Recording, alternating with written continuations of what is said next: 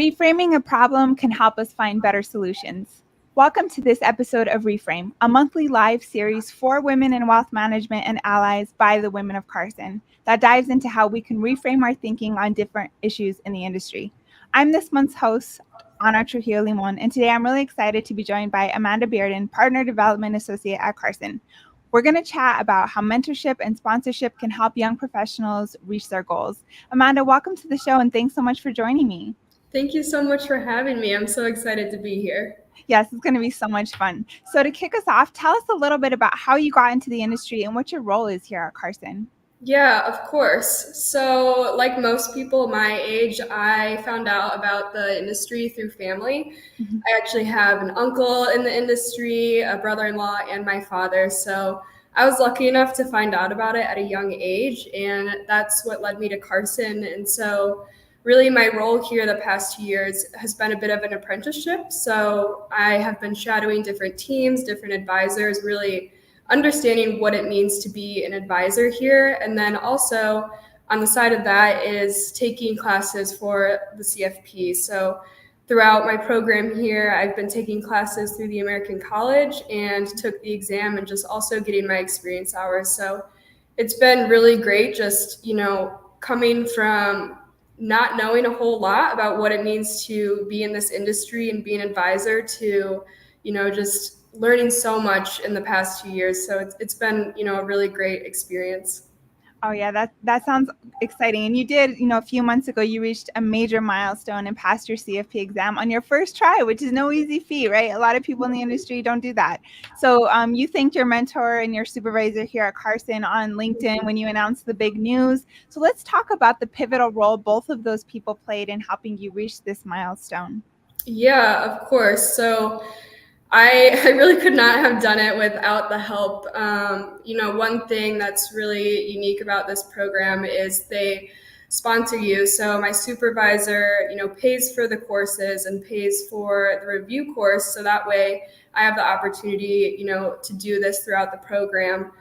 So that's a huge help because, coming out of college, it's a big financial commitment to pursue a designation like that. So that was extremely helpful. And then also I had a few different mentors. One I found through my supervisor, and she's just been amazing, Kellen Brown. She, has just helped me create a mindset where, I'm able to do this. And so we've just have built this relationship where she's there when I need advice and reassurance, and, having someone in the industry that can help guide me was really helpful. And then also relating to the CFP, I had a mentor that I found through the CFP board who took it a few years ago. And so she really helped me just, keep me motivated, make sure that, I'm not going crazy during this whole process and that I'm on the right track, because a big part of going through the designation and taking this exam is your mindset. And so this psychological factor is really tough to overcome, I would say. And you don't know if what you're doing is going to pay off towards the end. It's a bumpy road. And so just having someone that I could meet with and just get that reassurance, like, hey, am I on the right track here? What do I need to be doing? Has been, extremely helpful. So I would say just having people for reassurance and knowing that I'm on the right track and I'm doing all the right things. And then, of course, the financial aspect was really helpful as well. So I love how your story ties into our research, how we found that the mentorship and the sponsorship is really critical. So you just illustrated right there just how some firms could do it, paying for your coursework, paying for the exam, things like that. That's a barrier for a lot of people. So that's really neat that your Carson does that and that you were able to do that. So let's talk a little bit about what your advice is to mentors and sponsors to help other young professionals, stay in the industry and reach these types of milestones. Yeah, definitely. I would say, coming in, it can feel lonely, and, you don't know many people, you're not connected super well. And so it's hard. And what's amazing about mentors is they get you connected, they open up and broaden your network. And so through my mentors, I've, been able to speak to different firms and apply for different jobs that I never would have had the opportunity to do before. So it just opens up the table for you to have new conversations with different people, just get a lot of exposure to the industry. It's really tough to enter and not, have any sort of advice or direction. So I would say the main thing is just, being that person to open doors. And so having that opportunity, goes miles. And so, it's all about networking and finding the right people. And so that would be the main thing I would say. And then just also creating, a clear career path. Like what does it really look like to be an advisor? What is the growth path there? What are the opportunities? Because most people do not know what advising really is, before entering the industry or getting into the industry. So just having an understanding of, where this career could take you. And there's also many different directions. It doesn't just have to be advising. And so, being able to see that is also really important. Yeah, that's critical. I saw this, it was like a meme on, I don't know, Instagram or something that was like, it was advice to other adults in raising kids, like be the person that you wish you had when you were little. It's kind of similar, right? Be the mentor and the person you wish you had as a young professional. So I love that's great advice. Yeah. So earlier you mentioned mindset, like the mindset, the mental part of it is pretty difficult. So let's dive into the power of your own mind in reaching your goal, and how does mindset impact what you're capable of doing? Mm-hmm. Yeah, mindset, that's something I keep learning every day. That is probably the most important thing. Is your mindset is everything, no matter what you're doing. And so, going into taking the exam, I really didn't know if I could do it. I was, a year and a half into the industry. This was still new to me. And so I didn't have the confidence to think that I was going to pass this. And so that really took a toll on me. And it would steer me away from even wanting to do this because I was so afraid of failure. And so, the changing point for me was really to understand my why as to why I'm doing this. And, once I realized, this is going to be the next step in my career is to get this designation. And also being at this age, it's really important to have these credentials for people to take you seriously. And so once I understood that and knew like, hey, I need to do this in order to move to the next level, that's when it really clicked for me. And I did pretty much anything in my power to get through it and to pass this exam. And so I was also fortunate the review program I chose really dove into the psychological aspect of standardized testing and how it can be very daunting. And so, I would just say like your thoughts really do, turn into your actions and those feelings become reality. So just being really mindful about the type of thoughts you have, because once I said like I'm going to do this, I somehow made it happen. And so I think it's hard as women. I think we underestimate ourselves a lot too, and so we get that imposter syndrome. And if I didn't have my mentors and people around me saying you can do this, I think it would have also been a really, really tough challenge for me. So yeah. So Amanda, this wasn't on the list, but it inspired me what you were saying. So you're a big runner, right? You run a lot of races. I love to keep up with all the races you run on LinkedIn. And I'm not a runner. I'm more of a shuffler, right? I have admitted in my older age that I'm not very fast. So that's okay. At least I'm not there, right? At least every day I'm shuffling. So, yeah. in terms of like running races and like that, with every bigger distance comes that imposter syndrome, right? Like, oh, I'm not going to be able to do this, but like you put in the training, you put in the work. So how is it similar to like running and other hobbies, like being able to overcome these mental blocks that kind of come up, right? Being able to just kind of push forward and believe in yourself. Do you find that similar to running? And if so, how? Oh my gosh, yes. It's very similar, pursuing any goal.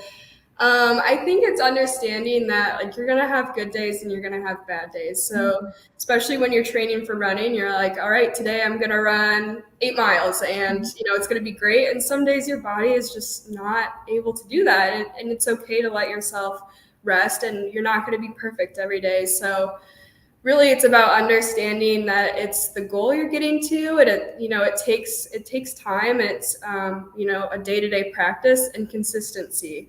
consistency was huge. Like I made sure that every single day I was opening my textbook and doing something, even if it didn't feel productive. Just having that mindset of, hitting the books every single day. Same with running, just even if it's a walk outside, but just continuing that consistent mindset is also very important, because as soon as you fall out of it, it's really hard to get back into it. So yeah, they're very similar. And so just knowing that you're pursuing a goal, and it's okay if some days feel harder than others. Absolutely. I love that perspective. So do you have any big races coming up this summer? Not right now, no. I've been getting back into it with the CFP and everything. Yeah. I wasn't working out as much, but I started running again. And so I took a job with a partner office at Carson, so I'll be moving to the Bay Area, and I'm really looking forward to being there and being able to train year round with that weather. So I'll definitely sign up for something once I move out there. Oh, I love it. So when do you start? When's the big adventure start? Yeah, so I am actually starting August 1st. So I'm wrapping up the program here at Carson. I'm coming up on my 2 years, so it's all coming together. It's awesome. That's great. That's great. Yeah. And so as we start to wind down and wrap up, and we're looking to start designing our 2024 State of Women in Wealth Management Research, from your perspective, what are some things you wish we would look into that would impact next generation women in the industry in particular? Yeah, so I would say looking into the mentorship at the undergraduate student level, especially for women. I was actually doing some research the other day, and so I found that I think it's around 20% of women at the faculty level in, business majors or finance majors. So these young women that are getting into the industry or interested in finance and majoring in these areas aren't really getting that mentorship or sponsorship as much, because there's just not as many women at the faculty level. So I would love to see more about that, and being able to reach out to people early on to get them and encourage them to come into the business. I think it's still seen as a very male dominant industry, and they're not getting that exposure to the women that are doing amazing right now. And so I would definitely say mentorship at the student level would be really interesting to look into. And then also the type of benefits that companies and firms are offering. I think, in history, it's been more of that male dominated. And so there might not be benefits that are geared towards women, like maternity leave or IVF, that sort of thing. So I would say, with this next generation, benefits are really important to people, and they really care about that work-life balance. So seeing what firms are adapting to that and really, taking into account those needs for women, I would say are the two major things I would look into. I love that's really great input, and thank you so much. We're gonna write that down for sure and try to incorporate that type of stuff.